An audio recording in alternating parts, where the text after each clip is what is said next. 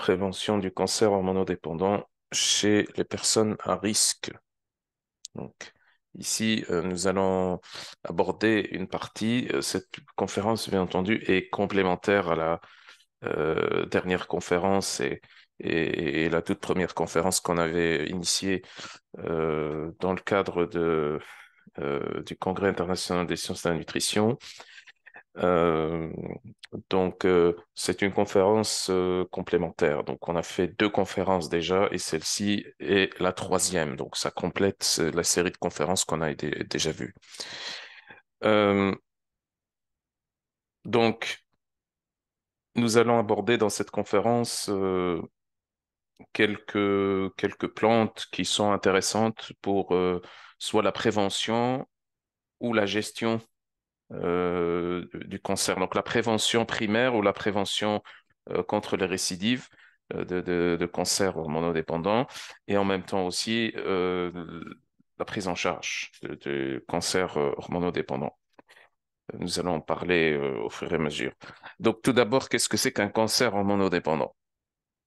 Donc, un cancer hormonodépendant, c'est un cancer qui se développe suite à une hypersensibilité des récepteurs de certaines hormones à ces mêmes hormones.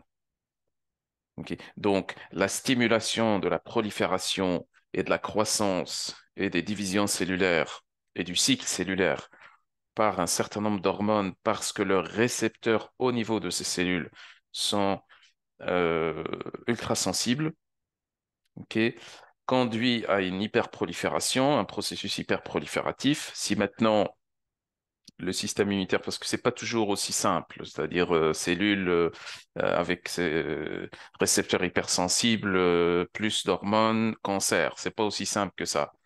Il y a des mécanismes de réparation, il y a des mécanismes d'apoptose, il y a un système immunitaire qui gère par le biais notamment des macrophages et des NK la destruction de ces cellules-là. Et donc, si ce processus hyperprolifératif est extrêmement puissant et qu'il dépasse la capacité de gestion du système immunitaire, à ce moment-là, on va avoir un processus cancéreux qui va se développer au fur et à mesure, d'accord, dans l'organe en question, dans l'organe qui a cette hypersensibilité des récepteurs et dont le processus cancéreux n'a pas pu être géré par les mécanismes classiques de réparation, de protection, par l'immunité, etc. Et donc ces hormones sont les œstrogènes en général et les androgènes.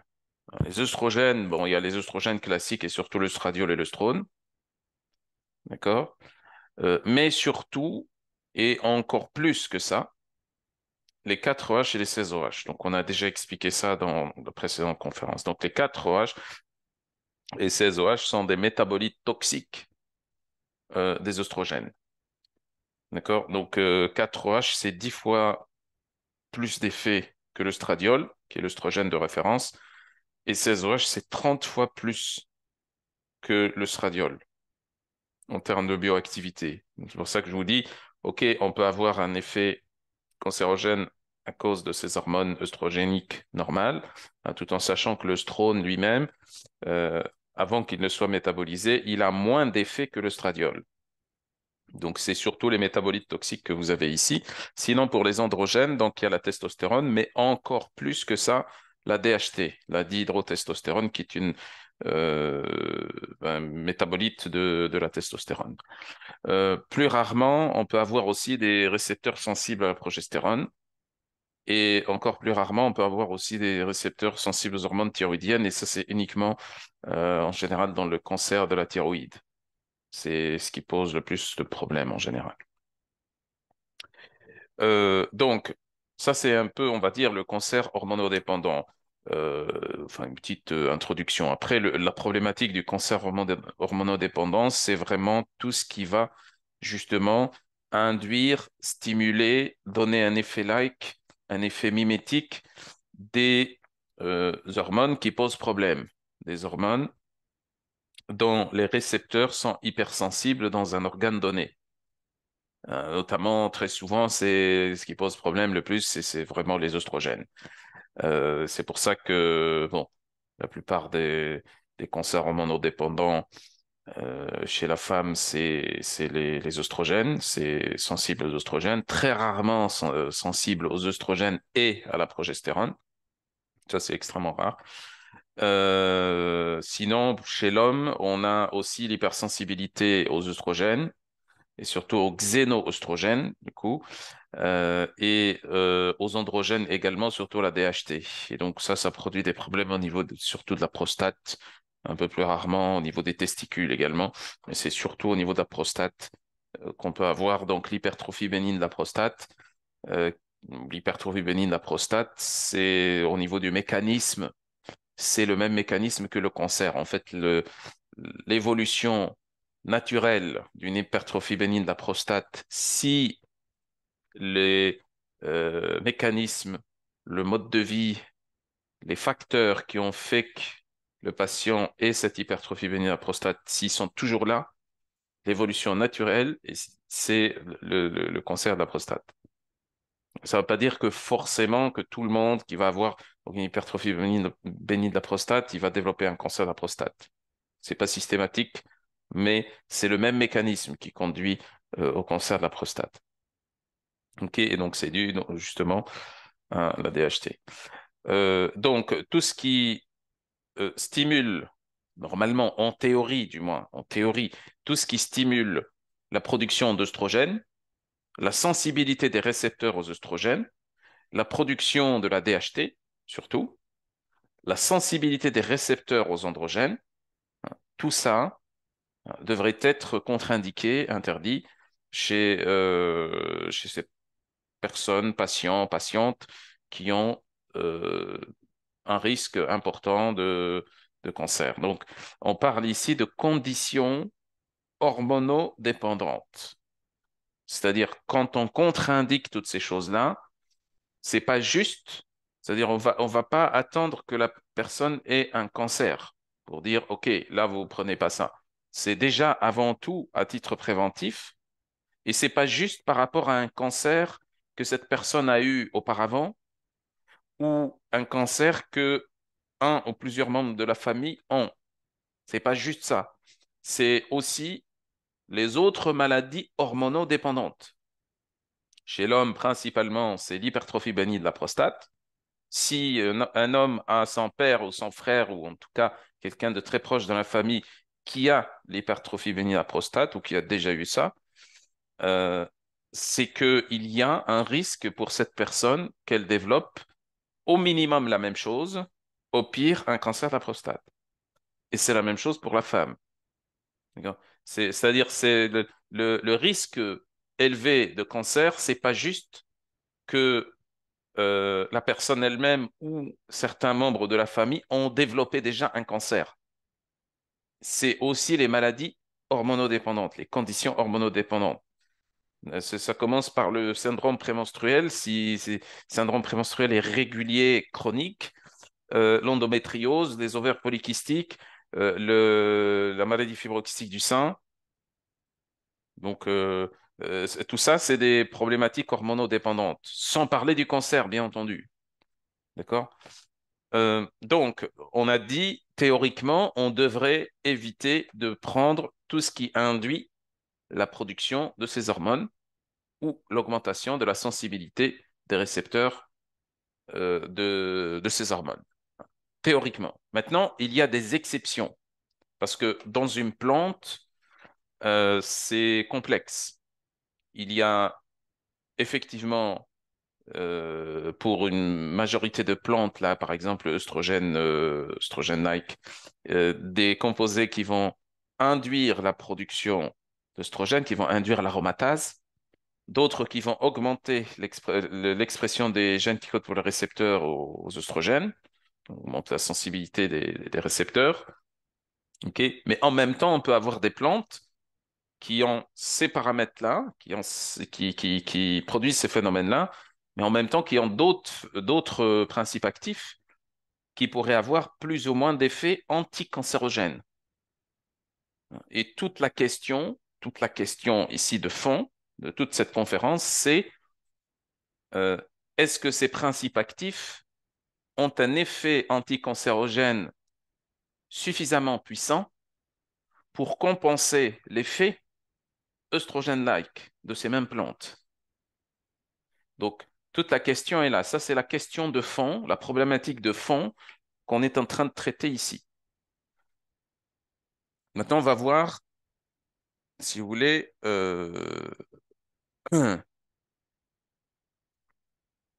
cette sélection de plantes. Ah, c'est des plantes, c'est des composés, mais c'est surtout des plantes. OK? Cette sélection, alors, il y a certainement d'autres plantes, mais ceux-là sont les plantes sur lesquelles il y a des preuves scientifiques, des preuves cliniques pour la plupart. Pour d'autres, il n'y a pas de preuves cliniques, mais plutôt des preuves chez l'animal ou beaucoup de preuves in vitro et chez l'animal. Donc, c'est surtout ça. Ok, mais pour la plupart, vous allez voir, je vous ai mis quelques exemples d'essais cliniques pour chacune de ces plantes. D'accord? Donc, on va les voir une par une et je vais vous expliquer deux, trois choses par rapport à chaque plante.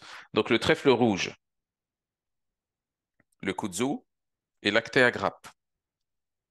Cela, c'est pour les plantes qui ont un effet pro-œstrogénique. Un effet pro-œstrogénique, un effet œstrogène-like. Mais qui, en même temps, vont avoir des effets anticancérogènes qui sont tellement puissants que cet effet pro-œstrogénique est compensé très largement par cet effet anticancérogène. Et parmi donc les plantes qu'on peut utiliser dans le cadre du cancer, soit prévention primaire ou secondaire ou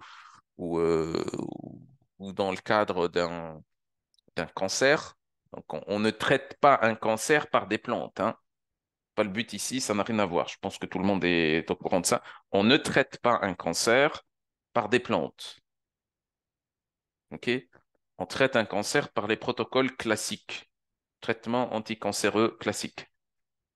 D'accord? C'est juste que nous, ce qu'on fait ici, en micronutrition, on accompagne. On- Comme n'importe quel autre professionnel de santé, on a un rôle. Voilà. Comme tous les autres professionnels de santé vont avoir un rôle aussi dans l'accompagnement des patients cancéreux. Et notre rôle, justement, c'est de diminuer les effets secondaires, d'améliorer la qualité de vie du patient, d'améliorer le statut nutritionnel et micronutritionnel du patient, d'optimiser, si possible, le traitement. Voilà, c'est notre rôle. On ne traite pas un cancer par des plantes. Je pense que tout le monde a compris. Sinon, vous avez les crucifères. Donc, ça, c'est le brocoli, les choux, et ainsi de suite, hein, les radis, etc. Vous avez l'alchimie comme l'alchimie ou l'alchimie hein, comme plante progestérone-like. D'accord? Je vais vous expliquer aussi deux, trois choses par rapport à cette plante. Mais il y en a d'autres. Euh, une autre qui est un peu moins puissante, celle-ci est la plus puissante. Et une autre qui s'appelle l'achillée millefeuille, qui est un peu moins intéressante en termes d'effet progestérone-like, mais celle-ci, c'est ce qu'il y a de plus puissant comme effet. Le sérénoir réponse aussi, je vais vous expliquer deux, trois choses par rapport à ça. C'est l'inhibiteur de la 5-alpha réductase. La chrysine. La chrysine, c'est une molécule, hein. C'est un polyphénol. On trouve ça dans la propolis et dans les produits de la ruche en général. Le miel de bonne qualité, euh, la gelée royale, la propolis en général. Mais c'est surtout la propolis. C'est-à-dire, le miel de bonne qualité contient les autres composants qu'on trouve, donc soit la gelée royale, soit la propolis, ça contient, mais ça contient pas des quantités énormes. La propolis, c'est encore mieux. C'est l'endroit où on trouve le plus de chrysine. Chrysine comme inhibiteur d'aromatase. C'est le plus puissant inhibiteur de l'aromatase naturelle qui existe, la chrysine. Donc, diminution des oestrogènes, effet anti-oestrogénique majeur. Et alors, donc, vous avez également la tomate à travers donc le lycopène. Le lycopène qu'on ne trouve pas uniquement dans la tomate, mais la tomate est une excellente source de lycopène. Alors, on va commencer par le trèfle rouge. Le trèfle rouge, c'est ce truc-là que vous voyez ici. il existe pas mal de ces cliniques-là sur le trèfle rouge. D'accord? Et il a un effet œstrogène-like modéré. C'est pas un puissant œstrogène-like. D'accord? Il contient des isoflavones. Si on le compare avec le soja qui a un effet extrêmement puissant, un effet œstrogène-like extrêmement puissant, et le soja est déconseillé dans le cas du cancer hormonodépendant, dans le cas de la prévention, tout ce que vous voulez. Donc, les personnes qui sont à risque, qui ont des maladies hormonodépendantes, pas que le cancer, des maladies hormonodépendantes, soit eux-mêmes, soit dans la famille, devraient éviter de prendre du soja. Le soja contient aussi des isoflavones qui se convertissent en un métabolite qui s'appelle l'école. Cette école est très toxique. Euh, mais sinon, le trèfle rouge est intéressant pour différentes raisons.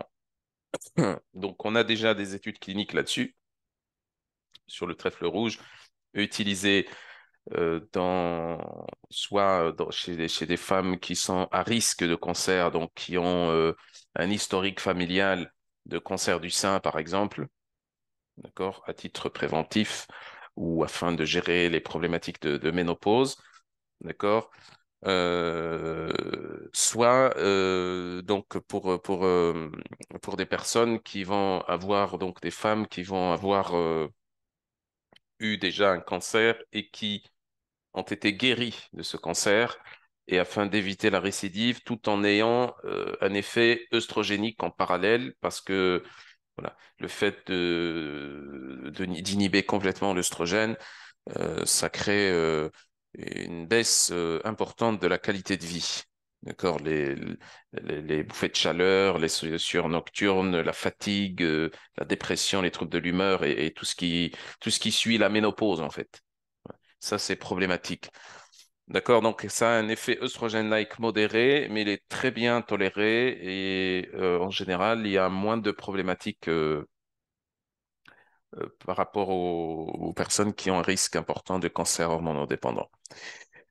Sinon, vous avez aussi le kudzu qui a à peu près un effet équivalent par rapport au trèfle rouge en termes d'effet oestrogène-like. C'est un effet modéré.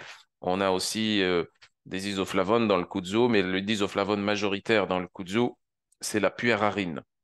Et la puérarine est différente des autres isoflavones comme la détsaïne, par exemple, euh, qu'on trouve d'ailleurs dans le trèfle rouge et qu'on trouve en très grande quantité dans le soja aussi. Donc le kudzu contient la puérarine et la puérarine a un effet anticancérogène justement. C'est un effet anticancérogène. C'est pas des études ici pour le kudzu, c'est pas des études cliniques. Ok, toutes ces études-là sont des études ici, par exemple celle-ci, sur l'effet anticancérogène, sur l'effet ici d'optimisation des traitements. Hein, ça, c'est une étude préclinique. Là, c'est une étude in vitro. Là, c'est une autre étude in vitro, d'accord, sur le cancer de la vessie. Ici, je vous ai mis quand même une étude clinique, mais qui n'a pas c'est-à-dire de lien direct avec le cancer. Ici, c'est le syndrome des ovaires polykystiques qui est intéressant parce que le syndrome des ovaires polykystiques, c'est un excès d'androgène et le kudzu est intéressant là-dedans. D'accord? Donc, résistance à l'insuline, effet, résistance à l'insuline plus excès d'androgène.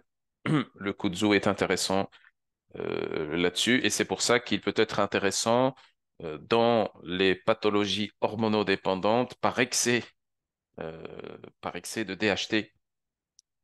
C'est pas testé chez l'homme, mais ça peut l'être, puisque ça donne des effets intéressants sur le cancer, plutôt le syndrome des ovaires polykystiques, ça peut l'être aussi par rapport à la prostate, par exemple, chez l'homme. Ok, mais sinon, ça a un effet œstrogène-like modéré, et alors ça a aussi, la puérarine en elle-même a un effet anticancérogène. C'est pas un effet anticancérogène très puissant, mais il est suffisant pour rendre le kudzu relativement sécuritaire pour des personnes qui ont un risque de cancer hormonodépendant. Alors, il y a lactea grappe noire. Ça, c'est la plante majeure qui a un effet à la fois œstrogène-like, mais qui a un effet anticancérogène très puissant. Je dirais que s'il y a une plante qu'on peut utiliser dans le cadre du cancer, soit risque élevé de cancer de maladie hormonodépendante, soit quelqu'un qui a déjà eu le cancer, euh, là, c'est la plante majeure qu'on peut utiliser. On utilise toujours ces plantes-là avec précaution, hein, mais ça, c'est la meilleure plante. Si vous comparez les trois, donc Actea grappe, trèfle rouge et kudzu, ça, c'est la meilleure plante. Sur cette plante-là, on a des preuves que c'est une plante qui n'a pas d'effet d'aggravation du cancer hormonodépendant, qui n'augmente pas le risque de cancer, ou bien au contraire, ça a un effet anticancérogène. D'accord? Et là, vous avez deux essais cliniques, hein. Ici, c'est un essai clinique fait sur des femmes qui ont déjà eu le cancer du sein et qui ont été guéries et qui souffrent euh, de, de bouffées de chaleur. Et ici, c'est des femmes ménopausées qui ont le cancer et chez qui on a utilisé cette plante, Lactea grappe. Ok, donc effet œstrogène-like modéré, c'est pas un effet puissant, mais c'est assez suffisant pour pouvoir donner euh, des effets intéressants, notamment sur les bouffées de chaleur et autres signes. Donc, on trouve chez la femme ménopausée, donc, ou chez la femme qui a un déficit en œstrogène, et en même temps un effet anticancérogène majeur. Ok, donc elle est intéressante et c'est parmi les plantes œstrogène-like les plus sécuritaires, c'est l'actéa grappe noire. Mis à part ça, vous avez également les crucifères. Crucifères, donc, c'est la famille des brassicacées, qui est donc brocoli, chou, chou-fleur, chou de Bruxelles, chou cal, moutarde, cresson, radis, etc. Donc, toute cette famille-là. Euh, Ça a un effet anti-œstrogénique majeur. Et le plus puissant ici, alors vous avez trois composants connus qui sont des organosoufrés, ce qu'on appelle aussi des isothiocyanates, des isothiocyanates. Donc, vous avez le sulforaphane, l'indole 3-carbinol et le diindole méthane. OK? Ils ont des effets à peu près équivalents, bien qu'il y ait une petite préférence par rapport au DIM, par rapport au diindole méthane. Euh, dans les études, les auteurs ont tendance à préférer plus le DIM, hein. Est-ce que maintenant, sur le plan pratique, sur le plan clinique pratique, il y a tellement de différences entre le DIM, par exemple, et le sulforaphane, qu'on voit qu'il y a un effet nettement supérieur? Ça, moi, j'ai pas remarqué, j'ai pas observé ça.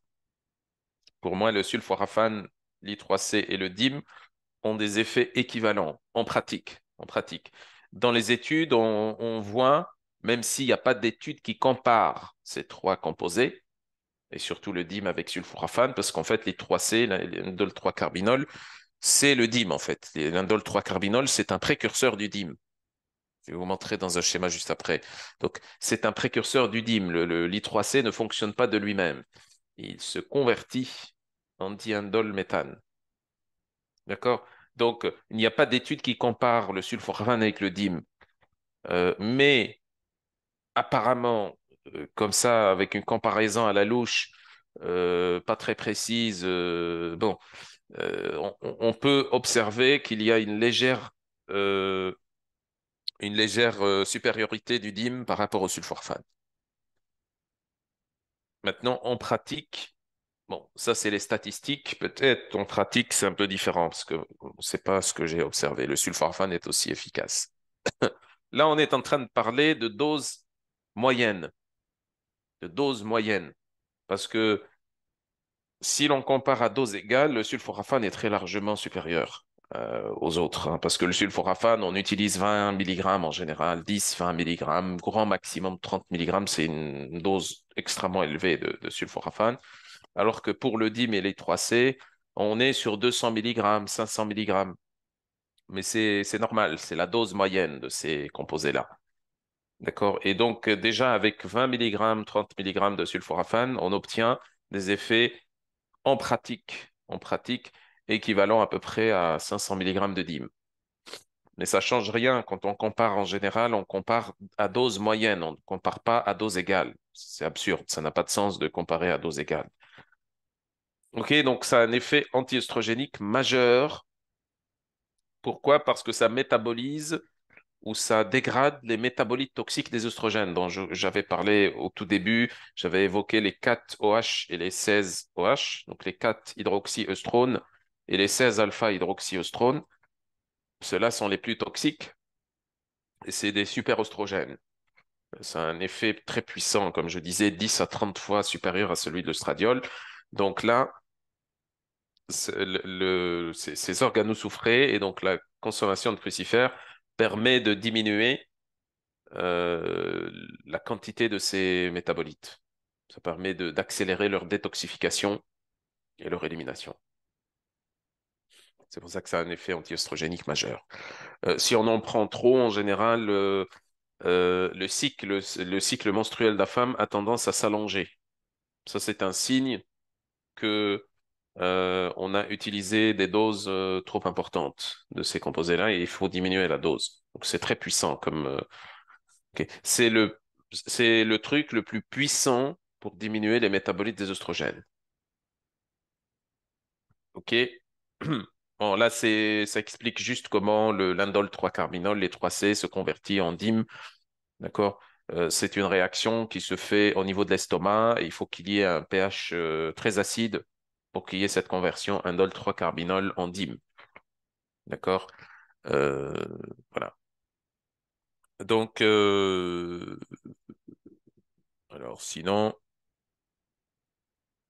l'alchimie est une plante qui est une rosacée. Ça fait partie de la famille des rosacées. Et on utilise en général la feuille d'alchimie, hein. C'est ce que vous voyez ici. Ok. Ça a un effet progestérone-like majeur. C'est la plante la plus progestérone-like qui existe. Alors, c'est pas équivalent à la progestérone bioidentique ou la progestérone médicamenteuse, hein. Dans le cas de la progestérone, on n'a pas des composés naturels ou des plantes naturelles qui ont un effet puissant. Pour l'œstrogène, si, on en a plusieurs, mais pour la progestérone, on n'en a pas beaucoup. Donc ici, effet progestérone-like majeur, c'est dans le sens où l'alchimia est la plante la plus puissante, d'accord, l'élément naturel le plus puissant dans l'amélioration soit des taux de progestérone, soit des effets de la progestérone. OK? Alors, pourquoi on l'évoque ici? Bien, on l'évoque parce que dans le cas d'un cancer hormonodépendant, donc surtout œstrogène dépendant, OK, on a besoin de progestérone. Sauf, hein, si on a une sensibilité, une hypersensibilité des récepteurs à la progestérone. Et ça, c'est rare. OK? Il faut de la progestérone parce que la progestérone a un effet anti-œstrogénique. C'est pour ça que chez la femme, on a à la fois l'œstrogène et la progestérone. Et sur la deuxième partie du cycle menstruel, quand on a un pic d'œstrogène, on a en même temps le pic de progestérone qui vient couvrir le pic d'œstrogène. C'est un pic qui est plus important, celui de la progestérone, plus important que celui de l'œstrogène. C'est un effet protecteur, c'est un effet antiprolifératif, c'est un effet antioxydant. le plus puissant antioxydant qui existe chez la femme, c'est la progestérone. Chez la femme, avant la ménopause, en moyenne, si on compare avec l'homme, en moyenne, la femme a 2 fois moins de stress oxydatif comparé à l'homme. Juste après la ménopause, la femme a en moyenne 2 fois plus de stress oxydatif comparé à l'homme. Et ça, c'est dû au manque de progestérone, tout simplement, à la ménopause. Ok. Donc la progestérone, c'est un composé majeur protecteur chez la femme. Chez l'homme aussi, hein. Chez l'homme, il a des petites quantités de progestérone, mais la progestérone est toujours aussi cofacteur pour la synthèse du GABA, chez l'homme comme chez la femme. Et ça a un effet aussi protecteur chez l'homme également, contre l'excès de DHT. D'accord? Donc l'alchimie, ça se donne à la fois chez l'homme et chez la femme. Et surtout chez la femme qui a un cancer œstrogène dépendant et qui n'a pas les récepteurs sensibles à la progestérone.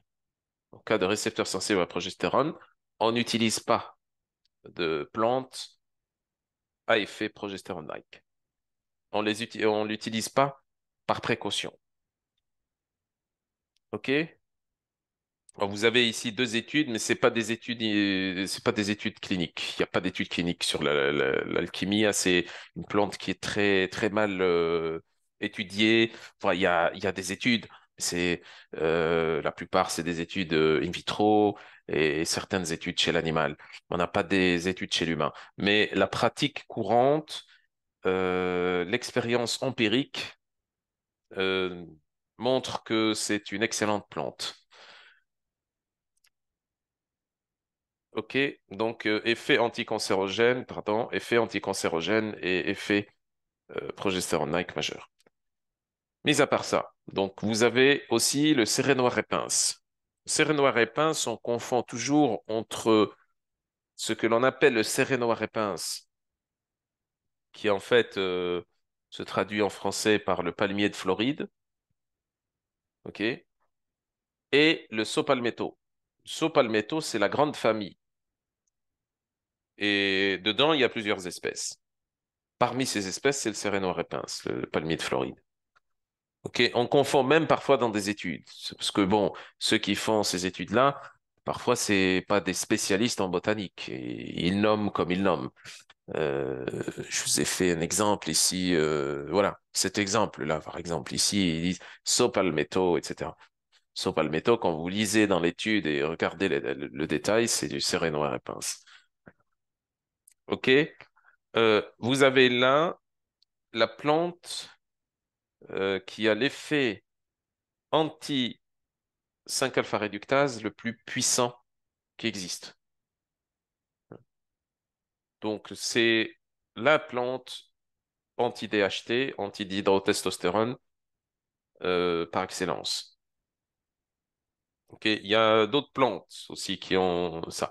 C'est la seule plante sur laquelle il y a des essais cliniques et en même temps des essais cliniques versus traitement de référence, phénylstérid. Ok, vous avez une des études ici, étude clinique, hein. Une des études ici. Il y en a 2 ou 3 autres, comme ça. Ok. Donc, effet anti-dihydrotestostérone. Donc, ça convient dans cette situation pour les troubles de la prostate qui sont androgènes dépendants ou alors les troubles de type ovaire polykystique chez la femme. Euh, mais c'est la plante la plus puissante pour inhiber la production de dihydrotestostérone. Et inhibiteur puissant de la 5-alpha-réductase, équivalent au phénylstérid. Équivalent au phénylstérid. Comparaison à dosage moyen, c'est pas des doses équivalentes. Comme je vous disais, on compare pas à dose égale, on compare à dosage moyen. OK? Donc ça, c'est une plante intéressante. Par contre, il faudrait l'utiliser avec précaution, d'accord? Parce que si si on inhibe la production de DHT, hein, par exemple chez la femme ou chez un homme dont l'aromatase est rapide, d'accord? Il y a des hommes qui sont intoxiqués avec des perturbateurs endocriniens qui accélèrent l'aromatase, des hommes qui consomment beaucoup de soja, par exemple, ils vont avoir une aromatase rapide. Donc, inhibition de la DHT, hein, de la 5-alpha-réductase, la testo s'accumule et hop, ça devient œstrogène. Donc, ça crée un autre problème de l'autre côté. Ok. Donc, il faudrait en même temps que l'on inhibe la 5-alpha-réductase par le sérénoir et pince, il faudrait aussi inhiber l'aromatase en même temps. On va voir juste après ce qu'on fait par rapport à ça. Alors, par rapport aux problématiques de prostate, parce que sérénoir et pince, c'est le plus utilisé par rapport aux problèmes de prostate. D'ailleurs, dans les essais cliniques qu'on a, c'est surtout sur des problèmes de prostate ou des problèmes d'alopécie, l'alopécie androgénique. OK? J'ai pas voulu vous mettre un truc ici sur l'alopécie. J'ai choisi juste des essais cliniques sur la prostate, mais il y en a. Et d'ailleurs, parmi les essais cliniques qui comparent finastéride avec sérénoir et pince, euh, vous en avez une sur l'alopécie, justement. Donc ici, par exemple, sur cet essai clinique, ils ont testé le sérénoir et pince avec le sélénium et le lycopène, d'accord, comme combinaison pour les troubles de la prostate. Alors ici, c'est pas un cancer de la prostate, hein, c'est dans cette étude, hein. C'est l'hypertrophie bénigne de la prostate, ok, et l'inflammation de la prostate, hein, une prostatite chronique. Donc, ça a donné des effets intéressants. Tout ce que je vous mets ici, c'est des études qui ont donné des effets intéressants. Ok. Alors, vous avez la chrysine également. Donc, comme je vous disais, la meilleure source de chrysine, c'est la propolis. Ok. C'est la propolis. Dans la propolis, on a des quantités pharmacologiques de chrysine. Alors, bien entendu, on trouve dans la propolis, on trouve dans la gelée royale, on trouve dans le miel de bonne qualité, c'est-à-dire le miel qui contient pas que du fructose, le miel brut qui contient la cire, le pollen, la gelée royale, la propolis, donc tous les produits de la ruche. Ce miel-là contient une certaine proportion de chrysine. Mais l'effet dont on parle ici, qui est un effet majeur d'inhibition d'aromatase, c'est un effet qu'on obtient avec de la chrysine, d'accord, purifiée. Donc en complément alimentaire, chrysine, 500 mg, inhibition puissante de l'aromatase. C'est le plus puissant inhibiteur naturel de l'aromatase euh, qui existe sur le marché. Parce qu'il y a aussi le 5, non, le 7-hydroxyflavone. Celui-là, il est plus puissant encore plus que la chrysine. Ok, rien qu'avec 20 ou 30 mg, on a un effet équivalent à 500 mg de chrysine, mais il n'existe pas sur le marché, il n'est pas commercialisé. On trouve juste dans les études. Mais ce qui est commercialisé et ce qui a le plus d'effet sur l'inhibition de l'aromatase, c'est la chrysine. Donc la chrysine, on l'utilise pas comme ça les yeux fermés. Il faudrait savoir ce qu'on fait. Parce que inhibition d'aromatase veut dire diminution ou effet anti-oestrogénique drastique, veut dire diminution de la fertilité. Bon, vous me direz, quelqu'un qui a un risque de cancer ou qui a peur d'avoir un cancer, ou qui a déjà eu le cancer, ne va pas forcément penser à ça, mais c'est important de le savoir. OK, donc effet anti-oestrogénique majeur, inhibiteur majeur de l'aromatase. Vous avez quelques études ici, d'accord? Ce ne sont pas des études cliniques. Ce ne sont pas des études cliniques. Mais c'est bien connu et en pratique courante, la chrysine a un excellent effet anti-oestrogénique, surtout chez les femmes une hyperoestrogénie, la chrysine sert à diminuer les taux d'œstrogène et on l'observe, empiriquement, on l'observe. Ok, donc, par contre, tout ce qu'on a, c'est pas des études cliniques, c'est des études in vitro. Des études in vitro et surtout, sur ce sur quoi on se base le plus, c'est des études précliniques. Alors, le lycopène, que tout le monde connaît, on trouve dans la tomate, c'est un caroténoïde. D'accord? C'est un caroténoïde. Donc, il fait partie de la famille de l'alpha-carotène, des bêta-carotènes, de la lutéine, de la zéaxanthine, de la staxanthine. Ok. On le trouve majoritairement dans les tomates. Dans les tomates crues, on en a moins que dans les tomates cuites ou dans les sauces tomates. Ok. Dans les sauces tomates, on a beaucoup de lycopène, plus que dans la tomate crue. Puisqu'en fait, le lycopène supporte très bien la chaleur et il est en partie dans les tomates, il y a une bonne partie qui est dans les fibres, à l'intérieur des fibres alimentaires. Et donc, le fait de cuire ou même le fait d'en faire un jus, d'accord, ou d'en faire une compote ou d'en faire une sauce, ça permet de libérer le lycopène. Ok, donc, plus on cuit la tomate, à moins qu'on la carbonise complètement et qu'il ne reste plus rien, plus on la cuit, plus elle diffuse du lycopène.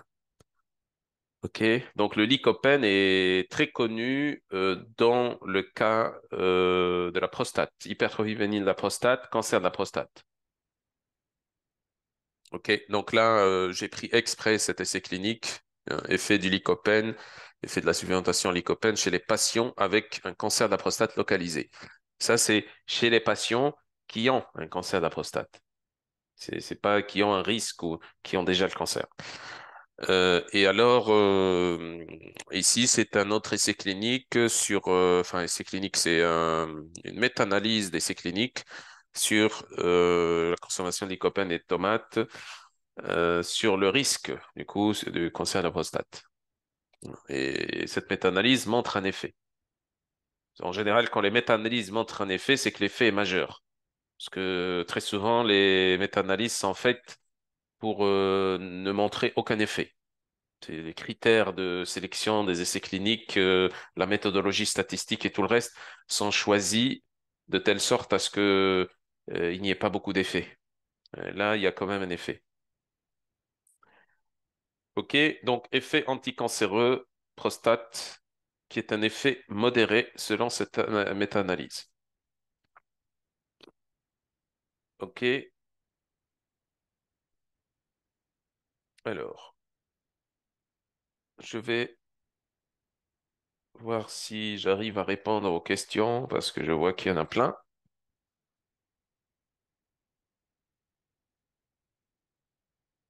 Euh, ouais, il y en a plein. J'essaierai de répondre à toutes les questions juste après.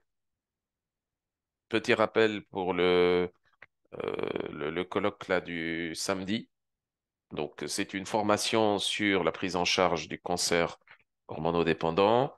Lucie Wetchoko, Stéphane Rizima, moi-même, Fadila Cohen, qui vont intervenir au cours de cette journée. Et bon, je pense que tout le monde est au courant. Si vous avez besoin d'infos, vous avez le numéro de téléphone WhatsApp de Dr Ptissem Tajmouati. Et sinon, le dernier délai pour bénéficier du replay de la formation, de la dernière formation du mois de mars sur le cancer et la micronutrition, dernier délai, c'est ce soir à minuit. Sinon, ben, bien entendu, vous pouvez vous inscrire euh, au cours de cette semaine aussi. Par contre, il n'y aura pas à partir de ce soir à minuit, il n'y aura plus la possibilité d'avoir le replay gratuit de l'ancienne formation, le congrès première édition.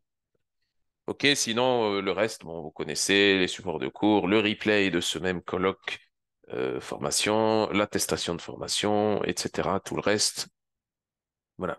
Donc, pour celles et ceux qui voudraient s'inscrire, vous pouvez vous inscrire à travers donc en contactant Petit Sam Tejmouti. Sinon, vous pouvez aller sur la page Facebook Somna, ok? Somna, S-O-2-M-N-A, page Facebook. Vous avez donc en premier l'événement. Vous cliquez dessus.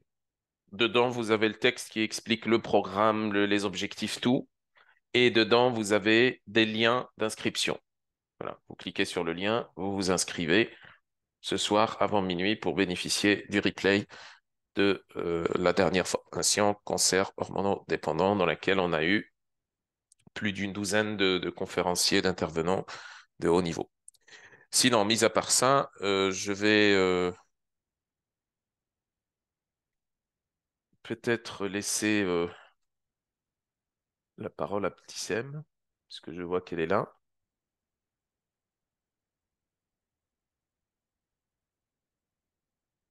Oui, bonsoir Amine. J'espère Bonsoir, que Petit Sem.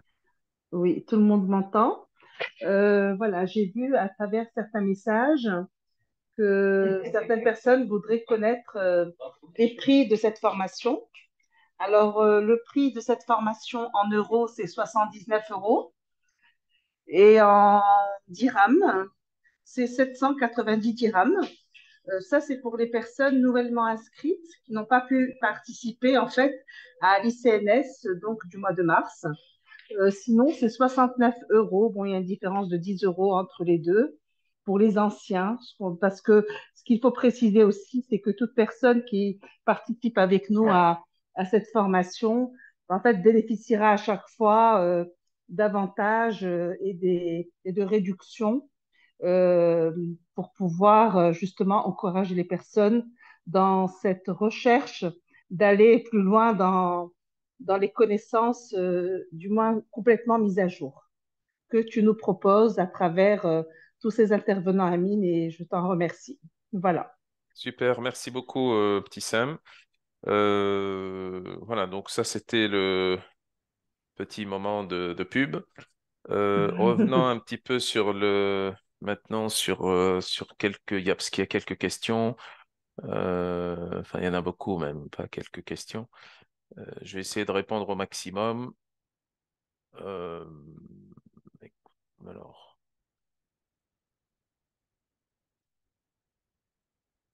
alors,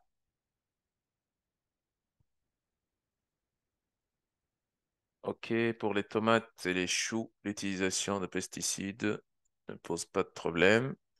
Bah, c'est toujours bien d'avoir sans pesticides, mais vous avez toujours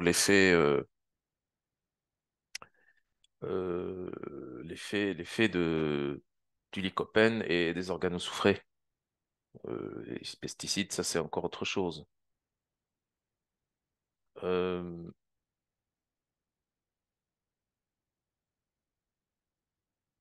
Pas de souci via alimentation, mais en effet contre-indiqué en complément. Oui. En fait, les trucs, les rapports qu'il y a en fait sur les rapports de l'EFSA notamment sur le fait qu'il faut pas prendre plus de 40 milligrammes d'isoflavone. En fait, ces isoflavones sont les isoflavones de soja parce que quand on lit le rapport dans son entièreté, il est tout le temps question d'isoflavones de soja. Donc, ils ont pris en compte en fait les différentes études dans la littérature qui sont des études euh, des études sur les isoflavones de soja. Et d'ailleurs, ce qui est exact, parce que la plupart des études sur les isoflavones, bah, c'est des isoflavones qui proviennent du soja, alors que pour d'autres plantes, c'est différent. C'est différent en termes de quantité et c'est différent en termes de type d'isoflavone. On a vu un exemple tout à l'heure, le kudzu, c'est pas du tout les isoflavones du soja, c'est la pure arine, ce qui est encore autre chose. Lait de soja, c'est aussi, en effet, œstrogénique. Ok, soja OGM. Il me semble que les avis sont très variés concernant le soja. Ok. Interruption fréquente. Ok. Soja OGM est donné au bétail, etc. Ok. Alors, Actea grappe, à quel dosage? Le dosage moyen, c'est 30 mg par jour. Sans rémission hormonale. Plantes sont valables pour la patiente et fratrie à quelle quantité?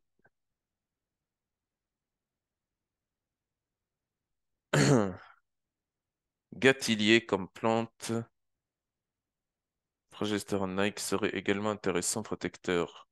Le gâtillier n'a pas d'effet progestérone-like direct. Le gâtillier a des effets très variés hein, sur les hormones thyroïdiennes, sur le cortisol, l'aldostérone, le FSH, LH, un effet inhibiteur aux oestrogènes. Donc, ça crée un vrai bazar au niveau des différentes hormones. C'est pour ça que je l'ai pas mentionné ici. Et puis, j'ai pas tout mentionné. On utilise les fruits et les racines. Alors, ok, ça dépend hein, de quelle plante. Patient prend Létrozole. Est-ce que ces plantes peuvent être utiles au risque de faire double emploi? Oui, il peut y avoir des interactions, hein. Ça dépend. Je ne pourrais pas, comme ça, sur un commentaire comme ça, vous dire il n'y a aucun problème, combiné avec tous les médicaments, il n'y a aucun souci. Et y compris les trozoles d'ailleurs. Donc ces plantes-là, de toutes les façons, il faut les prendre avec précaution, y compris les trois plantes là, œstrogène-like.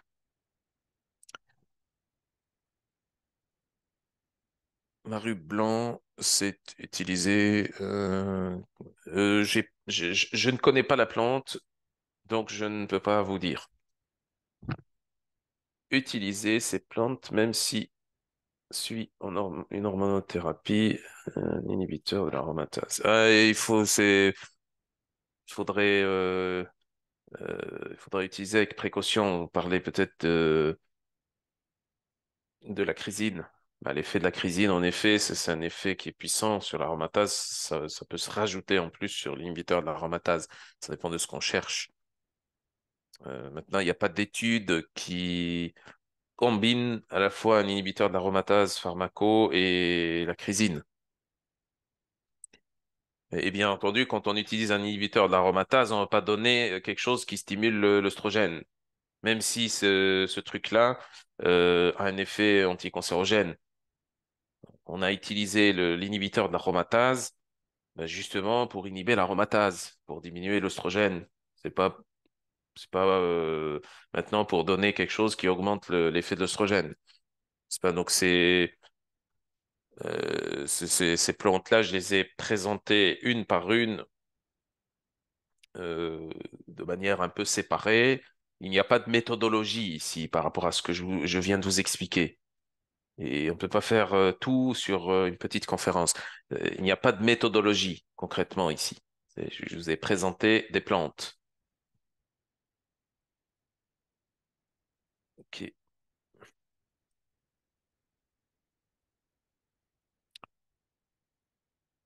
Alors,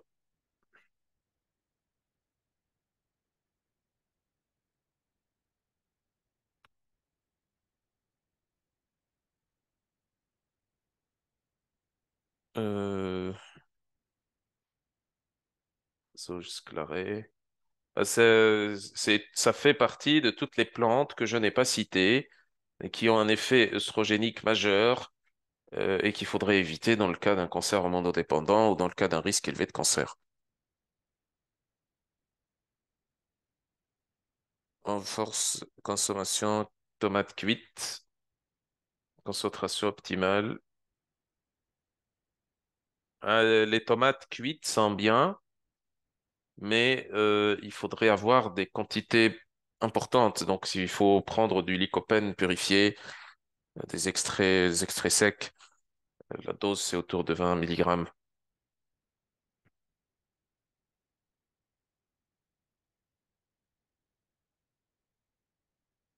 Actea grappe. Les extraits secs d'Actea grappe, c'est 30 mg.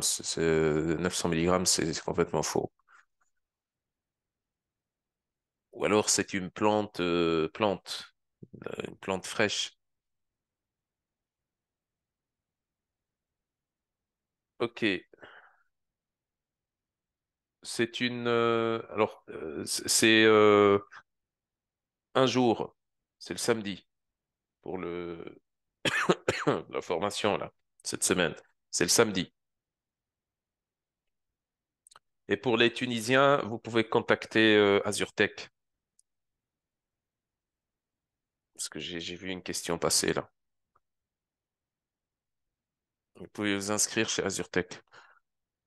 Graines comme les graines de courge. Oui, les graines de courge sont intéressants pour les troubles de la prostate. Bien sûr. Graines de courge et surtout l'huile de graines de courge. Ça, c'est encore mieux pour le prostate, hypertrophie ou cancer de la prostate et même prostatite. Ok.